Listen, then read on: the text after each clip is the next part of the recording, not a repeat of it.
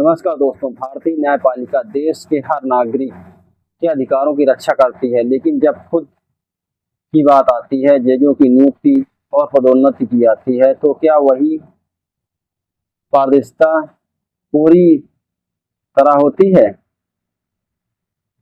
हाल ही में विधि द्वारा आयोजित एक परिचर्चा में सुप्रीम कोर्ट के जस्टिस उज्ज्वल भुयान ने एक बेहद महत्वपूर्ण और साहसिक बात कही।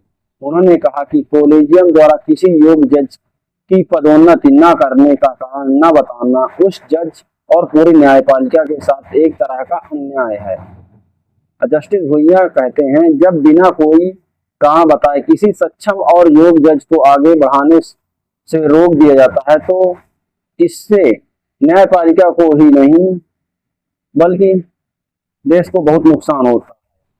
जो जज वाकई बेहतरीन काम कर रहे हैं, उनका मनोबल टूटता है। उन्होंने यह सवाल भी उठाया कि जब कॉलेजियम सुप्रीम कोर्ट में नियुक्ति के लिए नामों की सिफारिश करता है, तब भी यह स्पष्ट कारण क्यों नहीं बताया जाता कि किसी खास जज को क्यों चुना गया या छोड़ा गया।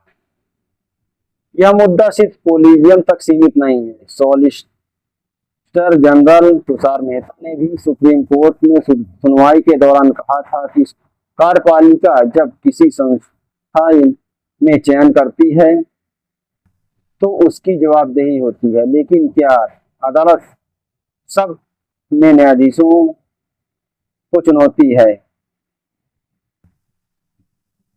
इलाहाबाद हाईकोर्ट के पूर्व न्यायाधीश के मामले से लेकर अन्य संवैधानिक नियुक्तियों तक बिना कहा बताए खारिज करने की परंपरा का लगातार सवाल उठते रहेंगे।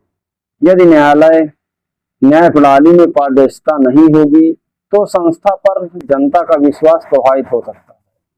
निष्कर्ष यह है कि न्यायपालिका की गरिमा बनाए रखने और योग्य जजों के सम्मान के लिए कॉलेजियम प्रणाली में पारदर्शिता और जवाबदेही बेहद जरूरी है। आप इस विषय पर क्या सोचते हैं? क्या कॉलेजियम को कारण सार्वजनिक करने चाहिए? अपनी राय कमेंट बॉक्स में बताएं। वीडियो लाइक और शेयर करें। धन्यवाद दोस्तों।